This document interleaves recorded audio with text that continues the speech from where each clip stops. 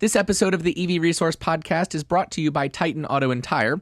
Titan has some of the very few independent auto repair shops in Central Virginia that are qualified to work on EVs and hybrids. And from hybrids to Hummers, they fix everything. For more information and to schedule an appointment for your vehicle, go to TitanAutoTire.com. Coming up this week. For every car that was manufactured in the US, we make 8 parking spaces with it. Oh, jeez. I didn't know what the exact number was. I knew it was ridiculous, but that's even beyond what I was thinking.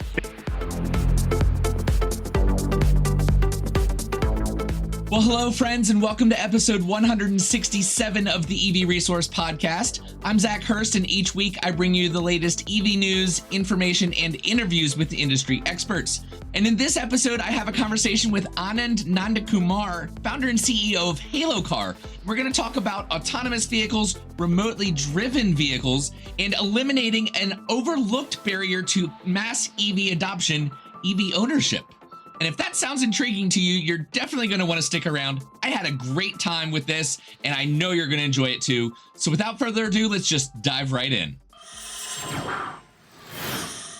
Anand, I want to welcome you to the EV Resource Podcast. This is actually one interview I've been excited about because, at least from what I can tell, just looking over the webpage, you guys are doing something really unique with electric vehicles and offering really mobility and transportation in a way that, to be honest, I haven't really seen anybody do it quite the way you guys are with Halo.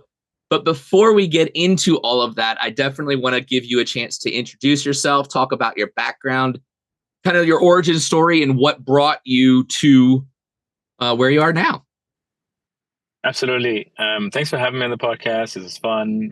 I always love another fellow EV enthusiast and working on this space. It's a hard space. We all need a lot more people to come help, push the messaging out. A little bit about myself. I'm originally from India, born and raised. Did my bachelor's computer engineering there. Then I moved to England, started my master's in machine learning about 18 years ago. I'm dating myself a little bit, but everything started with my passion for this field, right? My life goal that I've set was to fight climate change. And transportation is near and dear to me, and a huge chunk of carbon emissions, if you think about it, transportation is the main emitter. And if you try to dissect that whole segment of transportation in general, private cars make about 41% of all the carbon emissions, which is very clear that switching that over to all EVs makes perfect sense. But the problem with that is there are 280 million cars just in the US. And to actually manufacture those many number of cars is a daunting challenge. In fact, in a lot of ways, it's quite impossible to do that because we just simply don't have infrastructure to support the mining of lithium to start off with just batteries and all the way going down to production supply chain and post-production. Simply don't have the charging infrastructure to support that many number of cars. So then the goal was, what happens when we completely go away from this notion of car ownership? Then all cars are EV and all cars are AV. That makes perfect sense. If all cars are electric and autonomous, boom, people are moving around and the cars are never parked, and less number of cars need to be manufactured. All the kind of glorious stuff, right? That all happens. But before starting Halo, I ran Uber's perception teams for their self-driving cars and trucking program. It was very clear that autonomy is going to take a lot longer than what the industry is kind of promising, right? So it's very, very obvious that we need to have a first principles-based practical approach to solve this gigantic problem of getting everyone into AEV. So that's when I left Uber to start Halo. And we can talk more about that in later on questions, but that's the whole trajectory of where I landed at in the company and what my goal is for my life. Absolutely. And there's no doubt that eventually we will have, well, I'll say level 4 autonomous vehicles. Level 5, yes. I'm not entirely sure about just yet, but definitely yes. Level 4, it's inevitable, just like electric vehicles are inevitable. I think it's a lot easier for most people to grasp that EVs are not only coming, but they're here. And that is the path forward for the majority of use cases. But it's interesting that when you incorporate autonomous vehicles into that, or even what Uber is doing with rideshare, you definitely take away the need for ownership to be tied directly to access to transportation. It's actually funny. I was having a conversation with somebody at the city of Richmond just a few hours ago, actually, about ways to provide equitable access to transportation that doesn't involve buying an electric vehicle, because let's face it, they are a little bit out of people's price range, especially for those that have just been buying used cars all the time. One issue I have with the transportation industry as a whole is that if you don't want to own a vehicle, the options for, like, you don't have very many choices as an alternative. I mean, in the right place, you might be able to ride bike or an e-bike, or walk or something like that, or you might be able to take public transportation. But if those options aren't there for you, well, now you're pretty much stuck doing something like Uber, rideshare, or renting a car. I want to get into Halo and explain just at kind of the surface level what Halo is and why you guys are taking a very different approach to transportation as a service than a lot of other people that are, and other companies that are out there. Yeah, happy to touch on that. So I want to start with the mission for us first, right? The mission for Halo is to rapidly accelerate the transition from gasoline cars to all electric without the need of owning a car. Right. So let's unpack that for a second. That car ownership. What does it actually mean, and what does it actually cost? If you think about cars, the only way we've consumers gotten access to a car is, hey, go to this dealership and, like, negotiate the pricing, blah, blah, blah, to get access to a car, right? That's still the case. In my books, that is completely outdated. If you think about car ownership itself, when we as consumers buy a car, we park it 96% of the time. We barely drive an hour a day, but we pay 100% of the cost, right?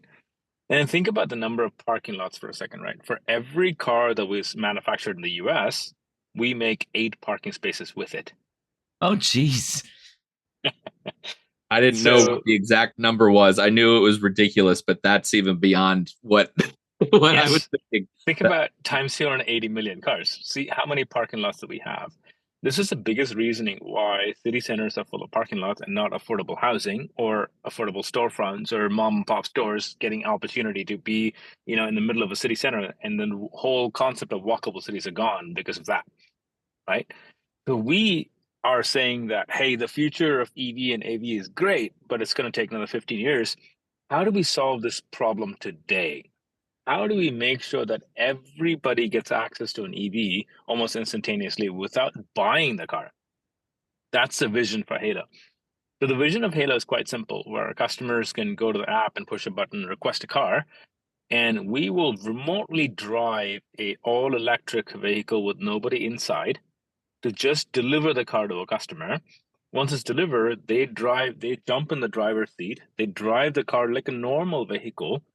Once you're done, you don't park it. You just literally drop yourself off, quote unquote, and walk away. The car is remotely piloted from that customer to another customer. So with this model, what happens is there are 4 big breakthroughs that happens compared to a traditional car share company. Number one, the biggest problem for a traditional car share company is very heavy CapEx. CapEx is essentially the cost of the vehicle and the cost of the fleet. It's a massive cost that the companies need to endeavor to actually deploy a full fleet in public roads. Number 2 is OpEx, or operational expense, where they have the biggest cost for them in operating the fleet is to reposition the car inside the city. They need actual humans to go into the car, unlock it, sit and drive it to reposition it, and then go to another car. That's the biggest cost for them in terms of repositioning the fleet. The third is it's not a great customer experience because the car is now parked 10 blocks away. You have to walk there in rain or sun or whatever it is. And by the time you get there, you need to find it, unlock it, jump in, and drive the car somewhere else and park it another 10 blocks away and walk back 10 blocks. It's just not a great customer experience. Number 4, because it's not a great customer experience, it's a very underutilized fleet, which means the payback periods for the business is really, really long term. So that's why it's not a very affordable business to run. It's not a very profitable business to run, and it doesn't provide a great customer experience. That's why if you see car share companies go under quite heavily, and they're only survivable in like very, very dense cities like San Francisco or New York or London for that matter. But what we're saying is very different. If the car can be repositioned in a city with nobody needing to be inside the car, then the business model becomes very economical, very viable. The utilization of the fleet goes up drastically, much better customer experience. So now you get the best of both worlds. Like car comes to you like an Uber, but for the cost of cost of car share companies, car share cost is much lower than Uber rides, right? That's the best of both worlds here, and much better operational cost because one remote pilot can multiplex into a fleet of cars almost instantaneously instead of stuck to landlocked into one single vehicle. And thereby, we don't have to deploy a significant amount of cars in these roads. 1/10 the size of the traditional car share fleet is able to get us much better utilization. So I want to make sure that I understand exactly what you've just said, because it's in many ways very revolutionary what the approach that you're taking. But then also I want to somewhat recap that so that anybody that's watching or listening can also, I want to make sure that we really nail this down. What you're providing is essentially car sharing / car rental, where the car is brought to the customer who is requesting it, but instead of having a driver in the vehicle, like with ride sharing, with an Uber or something like that, you have a remote human being that is controlling the vehicle from who knows where. As long as they're connected, they're able to remotely drive the vehicle. As soon as the customer is finished with it, and I skipped ahead, the customer experience is the same as any other car. They get in, they drive, they go where they need to. And I'm assuming that you have ways of, like, if they have multiple trips, it's not just like trip by trip, but that they could have it for an entire day or something like that. But Absolutely. Regardless of the duration, as soon as the customer is finished, then the vehicle can be remotely piloted again to reposition for the next person or go to a charger, because of course they're electric vehicles, they need to refuel. I'm curious actually about a couple of different things that's related to access to the vehicle without having a human involved. So I've written down a couple, and actually I think I want to start kind of getting into those. Before I do though, do I understand the basic premise of what you guys are working with? Did I explain that? Did I get it from you? You absolutely nailed it, Zach. That's Okay. totally right. All right. I like being right. I'm okay being wrong, but I like being right. So a couple of things are interesting, because I used to be rideshare driver full time. I did. I drove for both Uber and Lyft with people, and in between trips, I constantly had to check the car for, and I didn't have to, but I wanted to, for if somebody left something behind or if they made a mess and I needed to clean it up. There were situations that required human attention to those things. So that's one question. I'm going to give you the second question because it related to the charging, and I didn't think about it until I said it. If you drive the car to a charger, there's nobody there to actually plug it in. So I'm curious to hear about how you guys have solved that problem as well. But first, all the things that a car needs in between trips or rentals or whatnot, how are you handling that? Yeah, it's a beautiful question. So the way we handle that is this with humans. When a car is getting dropped off by a customer, a remote pilot is able to drive the car, which means that they have full access to the vehicle. There are a couple of ways we identify if there's something left in the car. One is if the customer tells us, hey, I forgot something in the car, can you bring it back? Sure. That's the simplest way. The second one is we will have cameras inside the car, which is only used when there's nobody in the vehicle, to do a sanity check to make sure that, hey, they left something. If there is, we don't move the car. We literally text them or message them saying, hey, you left something in the car. Can you come pick it back up? Right. The second one is to also make sure the car is clean enough to be delivered to another customer. So it's an easy sanity check to make sure that the car is ready and primed for the other customer. Everything else is automated. The charge level is automated. The distance is automated to where it needs to go. All that is fully automated. But until then, it is actually, used by a human to make sure the car is ready for the next customer. Okay. So coming to the second question, which is how do we handle charging? At this stage, we're still a young company, right? It's only a small fleet of cars. We literally have a human at the charging location. In the car, when the pulls in, they just plug the car in. That's it. Cool. Super simple. Use humans for now until we get to actual scale, prove the business model works, financially viable, profitability, all that kind of glorious stuff. Then we can start automating all these things and taking humans out of the redundant, boring Sure. tasks and have them work on more creative, bigger goals and bigger problems, right? That's the whole point of what we're going after. Yeah. So wireless charging and wireless charging pads are going to be a lifesaver for the model that you've set up, because at that point you would just drive over it and you wouldn't need a human to plug anything in. So that would be cool. On your webpage, one thing that I did notice kind of in the FAQ, you had mentioned that there are safety backups for if there is a problem with the operation of the vehicle remotely, if the connection is lost, or if there's just some issue. You have things that you've put in place of ways to handle those situations. So I would like for you to touch on kind of if the most random thing happens, like if there's an accident or communications lost or something like that, how you guys approach those situations. Yeah, so to answer this, I need to tell people, your audience, to know exactly how the car is built. So what goes in the car? Go for it. So we actually buy a off-the-shelf EV, and we don't manufacture our own cars. We work with a lot of cars that we know what we want to bring on. We bring the car in, and we retro that with 6 different cameras, a very proprietary compute, a multiple devices that connects to multiple internets, right? So for instance, one network connects to T-Mobile, the second one connects to AT&T, third one connects to Verizon. So we instantly have 3 tiers of redundancy to make sure that one network compensates for the other, because we all understand there's always going to be gaps in the network because it's wireless network, right? Yes. But the other one compensates for the other. That's kind of how we have 3 tiers of redundancies right off the bat.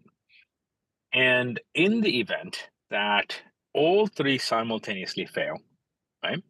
The car has enough intelligence that we've built into it to identify a failure mode, and it achieves something called the MRC, or minimum risk condition, to bring the car to a safe stop where it waits for the health to become better, or the network health to become better. Once it's better, it allows another remote pilot to connect and take over the vehicle again. Okay.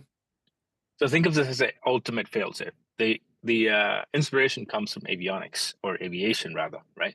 If you think about aviation, the way you achieve the level of safety is by multiple redundancies to make sure if one fails, there's always another one to take over. If that fails, there's another one to take over. The tiers of redundancy is the way we humans have achieved safety. And that's the same exact principle right here too. So that's why we have deep partnership with all the 3 carriers. In fact, some of them are actually invested in the company as well. T-Mobile is a huge partner for us. They've invested in the company. They've worked with us really, really closely from a very long time. So we're just super proud to have these kind of big backers, big supporters of what we're doing, back us and help us get to production. One of the biggest goals that we want to hit is obviously in building this company to fight climate change. So the biggest goal that we want to hit in the next several years is by 2030 is the most important year for the entire globe. That's when we have to reduce carbon emissions by 45% as a complete Earth to prevent the global warming that's going to happen beyond that, right? So one of the things that we want to do at Halo is we have the track to eliminating 20% of all gasoline cars in the US. So that is 56 million cars. We want to replace that with EVs. Okay. Or in essentially halo cars. Right? Uh-huh. Well, that is an admirable goal, and certainly one that will be constantly there pushing and driving you forwards, which I can't think of. I mean, obviously, my opinion is very biased. Like we're preaching to the choir here, but getting as many EVs out there as possible, it just makes sense. And one of the biggest barriers to that is the requirement of owning the car that you're driving. And by eliminating that barrier, you guys are really making access to electric vehicles and clean transportation so much easier. Hey everybody, we'll get back to the podcast in just a minute, but I wanted to take a pause and tell you about NordVPN. If you're not using a reliable VPN, your private information could be easily accessed by third parties. NordVPN can protect your online activity, but also provide security to browse safely. I've been using NordVPN for a few years, and while I certainly appreciate knowing that my activity is protected, I also use it to watch the Extreme E-Racing live, even though it's not a broadcast that's available in the United States. I just simply connect to a foreign country where the broadcast is showing, and then I can watch without any problems. This also works well if you're interested in watching anything that you might not be able to access from your current location. Right now, NordVPN is running a Black Friday deal where you can get a subscription for only $2.99 a month and get 3 additional months. There is a 30-day money-back guarantee too, so you have nothing to lose by trying it out. Make sure you click the link in the show notes for this exclusive offer and take the easy step to protecting your data with NordVPN. I did read, was it Remote Pilot? I think it was under Remote Piloting, and I want to pull it up just because I don't want to mess it up. We'll get to driver training in a minute because that's obviously extremely important. Yes. Are you still working with chase vehicles? That's the part that I wanted to make sure I had on there, where you've got a human in a car following along. And how long do you plan on doing that? Do you have a time frame for eventually eliminating that piece of the puzzle? Yeah. So let me clarify everything. There are 4 stages of launch for us. The first stage is very low tech, which means that when a customer requests a car, one of our agents will sit inside the car to manually drive the car and deliver that to the customer. Because the mission of the company is to get everyone into an EV, right? That's it. So it doesn't matter how it gets to you, the customer experience retains exactly the same. That first stage gets us to actual launch, gets us to market fit customers, where the demand's coming from, learn from it, right? Then we introduce something called stage 2, where the car is now remotely piloted for the delivery of the car, but with a safety driver inside. Right? That was stage 2. That we did late last year. We're very, very successfully. Now we're creeping up onto the third stage, where we will remove the safety driver from the car, put them in a chase vehicle that is following the lead vehicle, which is fully driverless, that's about to be delivered to the customer. And in the chase vehicle, there are 2 people inside. One person is driving the chase car, and there is another passenger who's the e-stop operator, who is now looking at the car in line of sight. And at any moment, if they feel it's not going the right way or something's not right, we just need to bring the car to a stop, they hit a stop button to stop the car. That is stage 3. And that allows us to be fully driverless to actually get to customers. That's what we're launching in about a month and a half. Okay. Then what happens to stage 4 comes later this year, where we've successfully removed the chase car, which means the car is fully unmanned, there's nobody inside, and launched to the public with actual paying customers and fully remotely driven when there's nobody inside the vehicle to go deliver the car to a customer. And when the customer is done, same way, the collection happens fully remote, and we take over the vehicle instantly from the customer. Boom, it comes back to either our garage or to another customer. It keeps going. That is just, I still haven't gotten over how cool this is.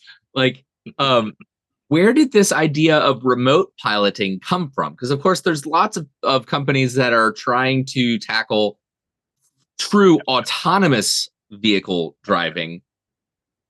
The idea of remote piloting really is one thing that's clearly setting you all apart. Where did that idea come from? Was that your idea? Did somebody else kind of work with that? I mean, talk to that point a little bit. Yeah, so some history with the company. I started the company about 4 years ago, and I had this vision that, hey, what if a car could just come to me and I can drive it and not have to worry about parking it, right? It originally started from a BART station in Oakland. When I had to commute from Oakland to go into San Francisco, I had to take the BART, the train, to get there. Sure. Yep. But the first and last mile was so difficult.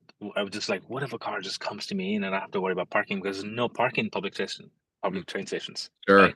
Yeah. That's how everything kind of came together. But if I take a step back and give you the evolution of all this is about, ideally there's only one word to explain all of it, which is transition. We as humans operate with transition from one state to another, and we're always transitioning, creating the evolution of our human history, right? Sure. So it is all coming from, say, for example, if you were to think about automation or level 4, level 5, think of it as a blackout factory. That is no lights, fully automated factory, and no humans are involved. And then one side goes in raw materials, the other side comes out fully manufactured product. Yes. There's no such factory available on the earth right now. No, I would Right? say not even close. Not even close, right? But if you ever to think about how industrial evolution came about, how industrial revolution came about, how we started manufacturing high volume, it was very clear. The first stage of manufacturing was just humans doing everything end to end. Then we identified redundant tasks and brought in robotics to help automate those redundant tasks, thereby increasing the output, decreasing the deficiencies, decreasing the actual error rates. At the same time, humans are now able to do a lot more other tasks. That's how automation happened in the past. It's evolution by taking gradual steps to get to the level of automation that we want. Yes. That's a stage. That's exactly how we're thinking about automation or autonomy in this case. The first stage to autonomy should be humans doing everything end to end, whether it's a remotely piloted human or someone sitting inside the car, allowing us to get to market, allowing us to do a couple of things. One is unblocking trust with customers first. If you think about automation or automation, for instance, right? There's a huge survey that was done, and majority of people said they will not get into an autonomous car. It's because we just never have experienced that in the past. We've never seen it. All we know, if we say a car, is someone sitting behind the wheel and driving it. That's all we ever know as humans. And all of a sudden, if we say overnight, hey, this is level 5, you're going to jump in the back seat and we're going to block off the entire front. We can't even get access to the steering wheel. It's just become it's a big transition. It's not a step-by-step transition. It's a huge transition. Right. That just doesn't happen. Nothing evolves that rapidly, right? So what we're saying is, let's first put driverless cars on public roads with nobody inside, so it can coexist with consumers. But when the car comes to you, you drive it, you control it, you're always in full control. That builds the trust for consumers, right? Now they're able to understand, okay, I'm in control, but I don't have to ever park. So my convenience is so high. That's how we first start. We start with convenience first to evolve a transition. So first stage is understand the current behavior of the customers, and then add a huge step up in product and huge step up in convenience. So that kicks off this whole transition. That's how we see Halo as being the step to transitioning or the bridge to getting to full autonomy at one point.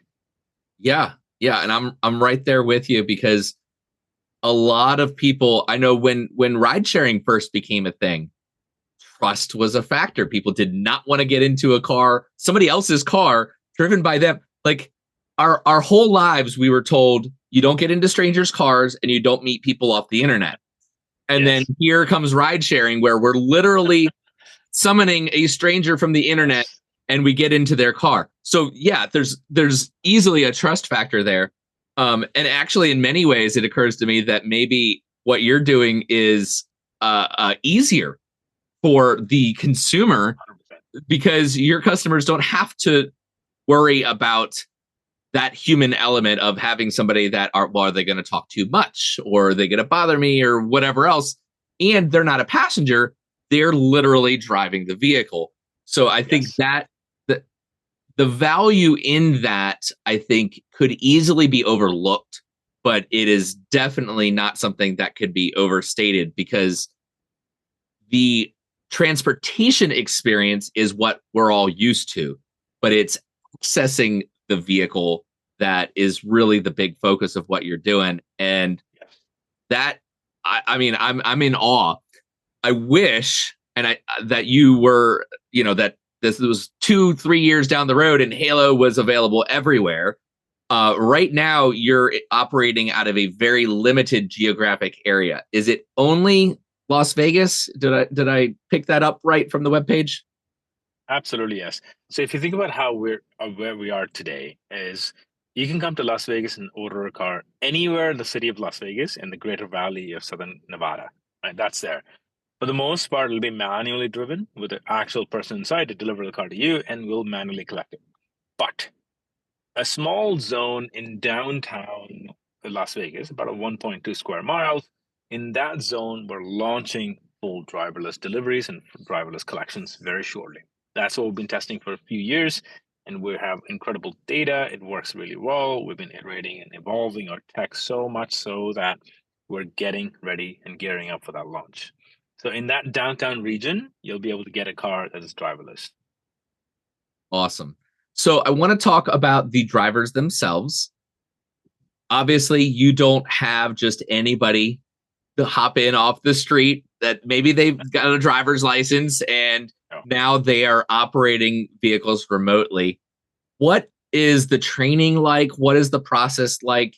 And do they need to have any special license or even a driver's license at all? Now that I think about it, like, what do they need in order to be legally allowed to operate a vehicle remotely on public roads?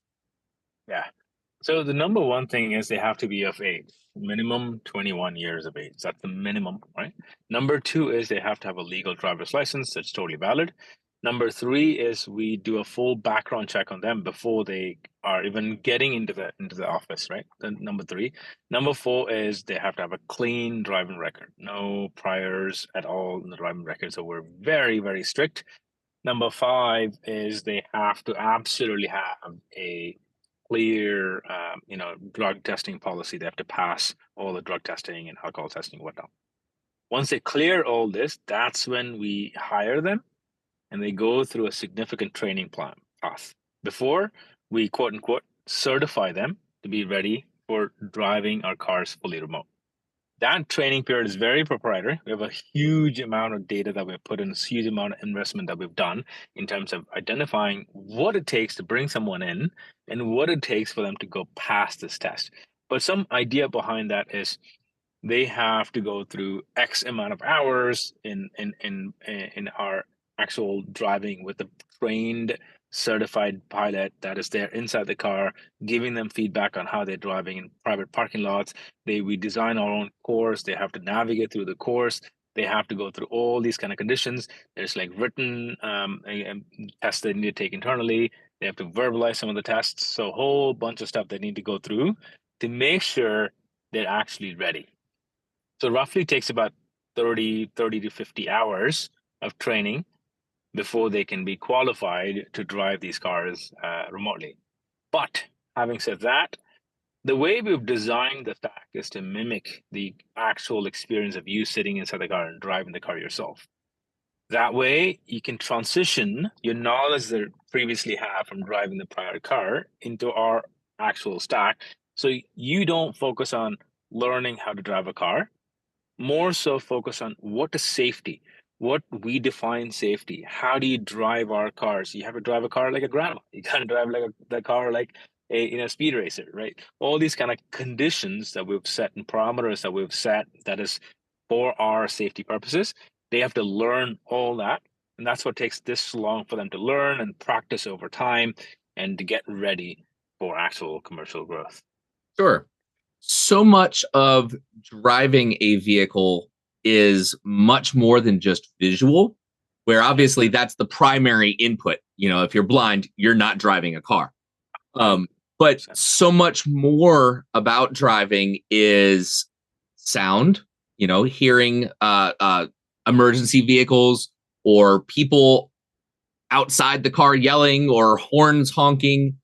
But then outside of that, even from a visual aspect, it's helpful that our head is on a swivel. I mean, we can check mirrors, we can look behind us, we can change the angle of what we're viewing, sometimes to look around maybe a big truck that's in front of us. There's so much about human driving that I imagine would be very difficult to replicate either fully autonomously. Obviously, that's a big challenge, but then also remotely. The pilots, and I'm not sure if that's what you call them, but for the sake of right now, I'll call them pilots. What are they like? Obviously, there's a visual element. You said there were 6 cameras. What are they looking at? And then are they able to hear and interact with the world around them, maybe to respond to other drivers via signals or anything like? Obviously, there's a separation because they are piloting remotely, but are they still able to kind of interact with the environment around the car in the way a human driver would? Yeah, this is a beautiful question. So if you think about, let's start with, as humans, we sitting inside the car driving it. What are the sensors that we actually use to drive ourselves and navigate through environment, right? Number one is obviously your 2 cameras, right? That's the biggest one that we use to understand where images are. Obviously, we see the cars around and objects around and whatnot. That's the biggest one. Second, you're absolutely right. We use sound quite a bit. We use the microphones that we're born with to actually learn and listen what's happening around the car. There's another hidden input that we get, which is vibration and tactile feedback from the car itself as and when it moves forward and slows down. That effect, right? These are 3 major things that we use. And then there's also this touch where you can touch the car, touch the steering, touch the feel of how everything turns, how the vibration is in the brake pedals and throttles and whatnot. These are kind of the primary inputs that we use when we drive. There's a big problem when it comes to you sitting inside the car driving it. There's a concept called blind spot, right? And we just simply don't have enough visibility sitting inside the car because the car itself is a big blinder. Yes. It doesn't give us enough visibility because the car is not designed for high visibility. So compared to that, as a remote pilot, the way we engineered our cars, added the sensors and cameras in, they have much better visibility than yourself sitting inside the car. Much lesser blind spot. In fact, significant lesser blind spot, so they can actually see the edges of the car, how it hits the road, right? That's the number one big benefit, right? The second, if I were to say the drawbacks of driving remotely, the biggest drawback that we saw was you have to infer depth from a 2D monocular image. Sure. That is a huge difficulty for a remote pilot. But where our human brains are so smart is to understanding and calibrating for 2D images. We're very, very good at that. So to help aid that and accelerate that learning, we use VR or AR or some form of projections on top of 2D images to infer depth, infer where the car is in the environment. That's kind of how we balance that difficulty out, right? The third one is, or the second one rather, is your sound, right? So we pipe in road noise to the remote pilot so they can actually hear, what's happening around, whether somebody's yelling at the car or somebody's honking at you or a emergency vehicle is there. You get to hear the road noise. There's also a subtle hint of the engine noise itself that is very interesting for the remote pilot to actually learn from that and see how a car is moving on roads. The third one is obviously tactile. We just can't simply give a tactile feedback. You can always say, hey, why don't you put some hydraulics in the seat and try to make the seat move? Then we're just building a gigantic rig that is not scalable, right? Right. But instead, what we have to do is we augment that with some form of AR that visualizes the effect and really good noise canceling headphones that get to really focus on exactly what they're driving. Sure. That's kind of how you negate for the deficiencies that you have as a remote pilot. But at the same time, it unlocks a lot of positive, incredible, benefits where one of our remote pilots, they instantly have access to 210-degree field of view as a panoramic image. So when they're making turns, you can see a car that's so far out that's hidden behind a parked car that you can't see inside the car, but they can see it clearly, right? These Awesome. kind of big challenges are solved because that's kind of how we engineered our stack, right? So and then you have to deficit for some of the problems. You have to offset that with other bigger advantages that we can bring in a combination of other technology they can bring in to offset some of these challenges. Sure. And obviously nothing's going to be perfect, but you're going to tackle the challenges and the things that come up the best you can. I kind of feel like this next generation is training to remote pilot things. My youngest, he and I will play Forza Horizon on Xbox, and Yes. it's amazing. I've been, I guess, from an amateur perspective, involved in the racing world a lot. Like, I've got track time. I understand how vehicles move. And one of the things that I've always been amazed with is how they can replicate the driving experience. I'm looking at something that's basically flat, a computer monitor.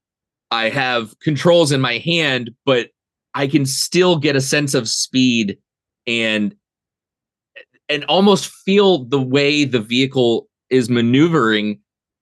And each car is different. Like, it feels differently. You can feel the weight of a vehicle in how it's moving and everything. So I imagine that from a technology standpoint, like, it exists the possibility to make your pilots completely aware of what's going on around them and how the vehicle's moving. And I would imagine, just like anything else, when you're starting the training process, it might be really weird and a strange feeling, but by the end of that 30 to 50 hour time frame, that now you get used to it, just like anything else. I'm surprised actually that the hours seem to be very minimal. I mean, 30 to 50 hours is basically one work week. So, like, when you're thinking about that doesn't sound like it's a lot of time. Which in many ways is a testament to the technology that you're using, because it doesn't require more than that in order for them to get a handle of things very safely. For any business, growth and expansion, especially for startups, is a massive priority. What does it look like? I would imagine, and I'm going to assume, that you have ambitions to expand well beyond Las Vegas. What does that plan look like? And then, I guess, to tie into that especially, are there laws that are specifically requiring certain things in certain areas that you'll have to adhere to? And are those different in pretty much everywhere that you would want to set up operation? Yeah. So if you think about regulations for the matter, we are very heavily dependent on statewide regulations. If you think about, governing bodies are like DOTs and DMVs of the world. So they control what gets deployed in that state. Yes. So it was very, very clear couple of years ago. I still remember the day we started working with California, and we just felt like it was a much longer path than what a startup couldn't suffice, right? To get to actual raise more capital and get to that level of growth. That's why we decided to work with other states, and Nevada was absolutely amazing to work with. We are the first company in the world to get something like this fully permitted and registered and regulated by a governing body to even go commercial. So Halo is the first company to do this. This all happened it took us a year to get to this level, working with the DMV of Nevada so closely to get to define exactly what this is. How do we drive these huge 4,000-pound cars remotely with nobody inside? So we had to set the stage, working closely with a state regulator to get to the stage. But then what happened after that is we have a clear plug and play model right now that works in one state, that we're launching, we're getting the customers, we're getting the growth, we're getting the scalability. So think of this as a first phase of actual demonstration of everything that's going to work end to end, which means that we have a complete playbook that we can take to any regulating bodies, any other states for that matter, and have them look at this in detail and replicate that in their own states. That's the beauty of what we've done so far, right? Having said that, you're absolutely right in terms of startups. We need to scale. We need to show growth. We need to get to product market fit, all that kind of good stuff before we can raise more and more capital. But what's more important, what's happening in the evolution of startups and fundraising right now is quite different than what it was before a couple of years ago when the bull market kind of slowed down. Now we're in a bear market, right? Which means that most investors are looking very clearly on economics, the fundamentals of the business, more than growth at all costs. Yeah. That's the biggest shift in mindset that's happening, which is great because that's kind of how we saw the company itself. If we can't demonstrate tech completely working end to end, there's no point scaling it. Right? That's why we're very, very heavily focused on just one city and making sure that city works absolutely right. And we're able to scale within the city with actual customers that are paying for it with real revenues on hand and a real clear path for profitability before we start ramping up scale all over the place and burning out cash, right? Mm-hmm. That's kind of how we see the model. So we will stick to one city for the rest of the year, making sure the fleet size grows, customer base grows, our product market fit grows, and economics improves drastically as and when we go through all these stages before we start second, third, fourth cities, right?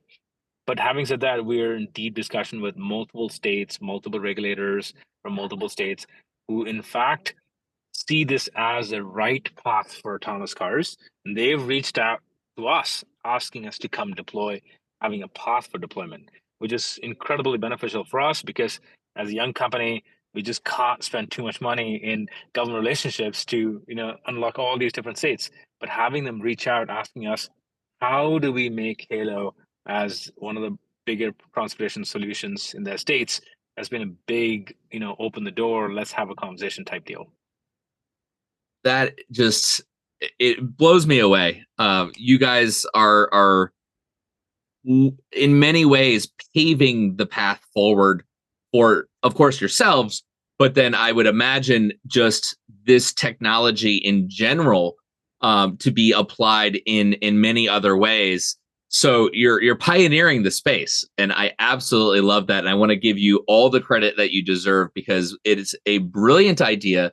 It's taking, I mean, you're not reinventing the wheel, but you're just tweaking little things to make it better.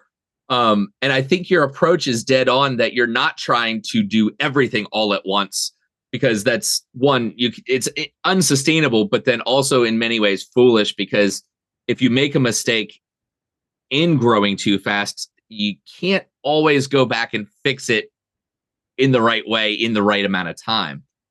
So we've covered a lot, and I don't really have any other questions right now because I think that's probably a good overview and diving a little deep into what you're working with.